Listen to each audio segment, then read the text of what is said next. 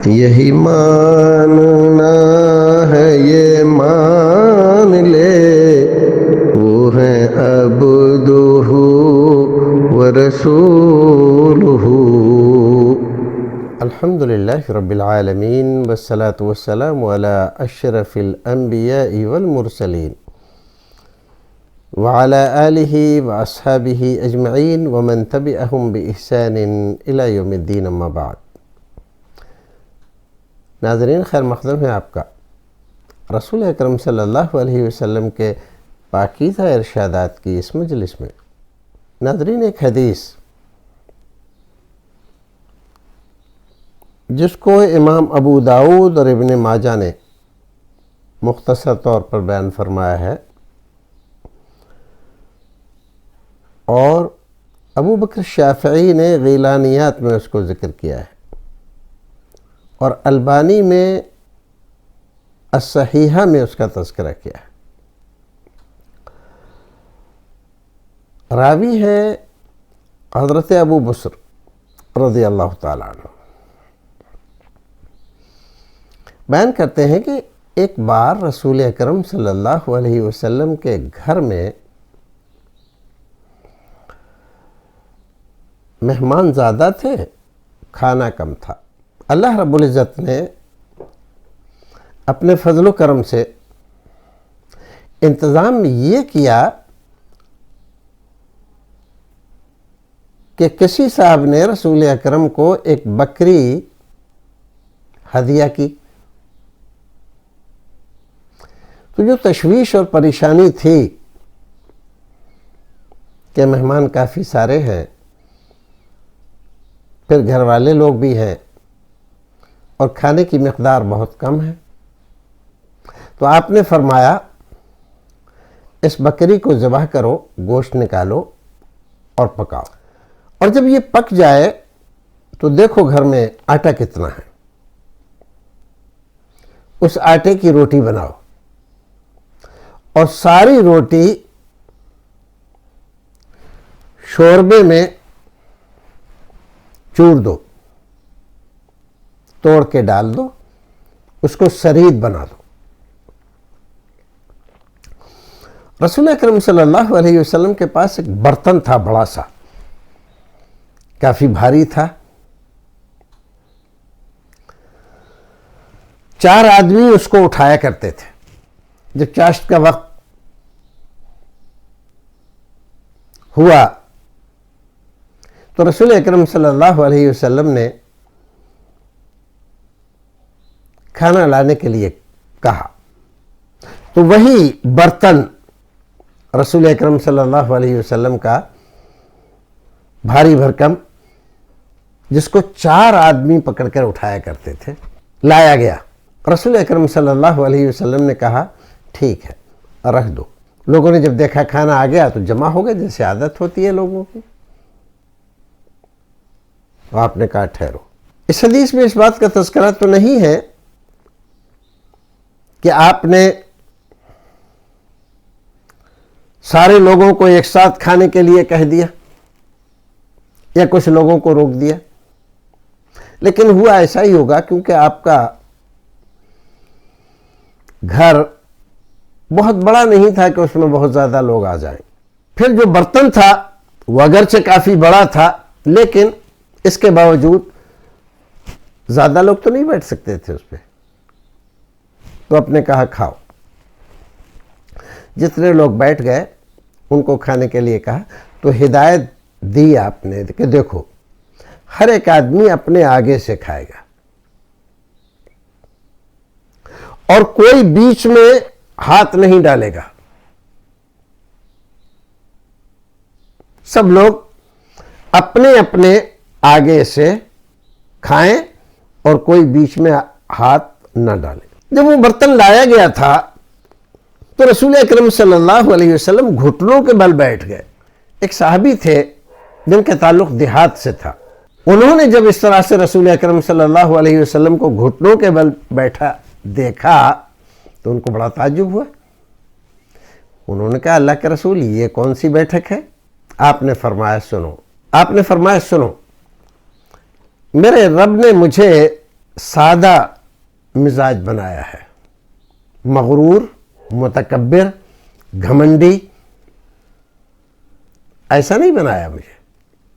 تو اس طرح کے بیٹھنے میں کیا حرج ہے؟ ٹھیک ہے، میں رسول ہوں، رسولوں کا سردار ہوں، سید الاولین والآخرین ہوں، لیکن یہ بیٹھک، یہ غلاموں والی، ضعیف لوگوں والی، کمزوروں والی، مزدوروں والی، یہ بھی میری بیٹھک ہے۔ میں اپنے رب کا بندہ ہوں، غلام ہوں، تو یہ بیٹھک میرے لیے کوئی معیوب نہیں ہے۔ رسول اکرم صلی اللہ علیہ وسلم نے لوگوں کو کہا تھا کہ پیالے کے کنارے سے، برتن کے کنارے سے کھاؤ، اپنے پاس سے جو ہے، ادھر ادھر ہاتھ نہیں۔ لوگ کھا رہے تھے، لوگوں کو احساس تھا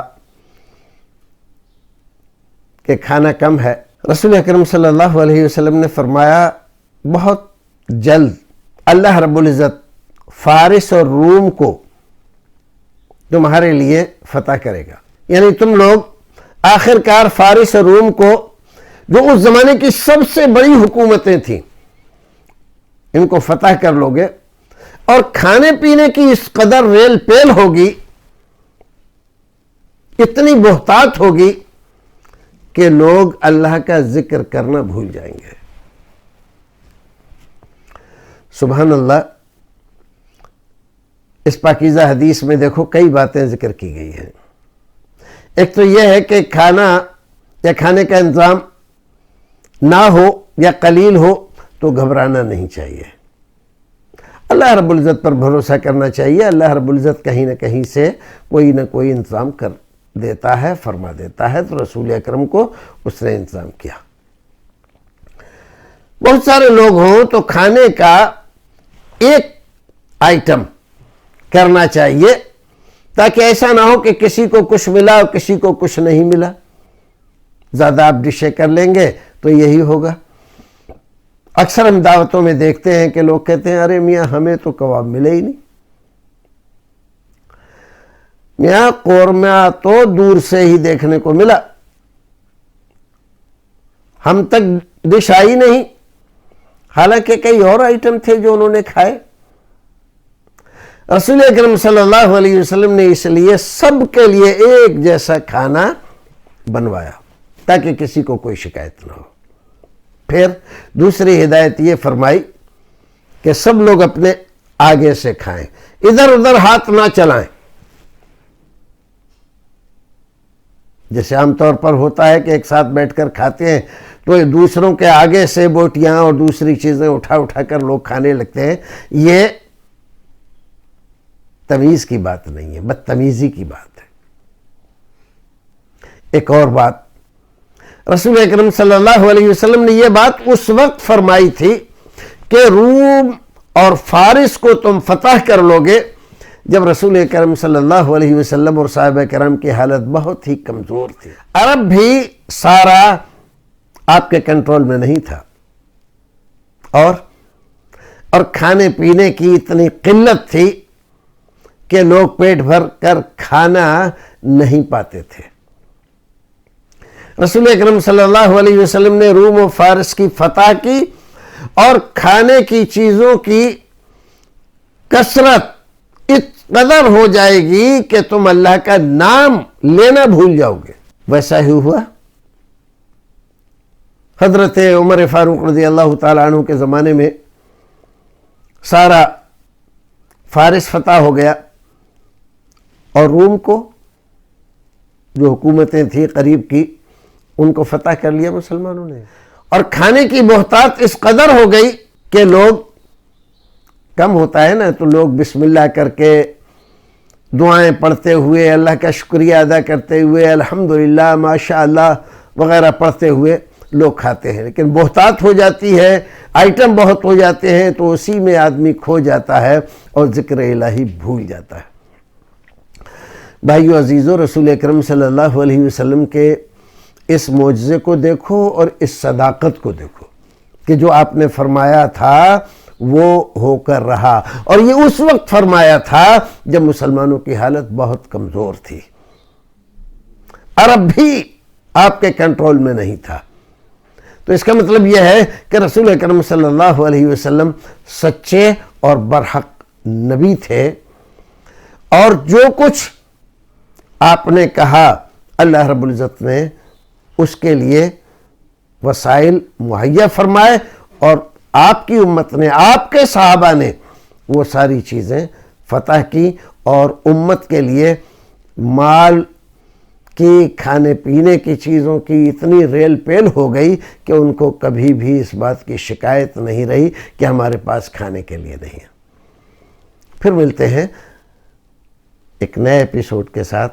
اللہ رب العزت ہمیں اور آپ کو نیک عمل کرنے کی توفیق عطا فرمائے، اور کھانے پر اللہ رب العزت کی حمد و ثنا کرنے، رسول اکرم صلی اللہ علیہ وسلم کی نبوت و رسالت پر پختگی کے ساتھ ایمان رکھنے، اور آپ کے بتائے ہوئے طریقے کے مطابق کھانے پینے کی پروردگار ہمیں توفیق بخشے۔ السلام علیکم ورحمۃ اللہ وبرکاتہ۔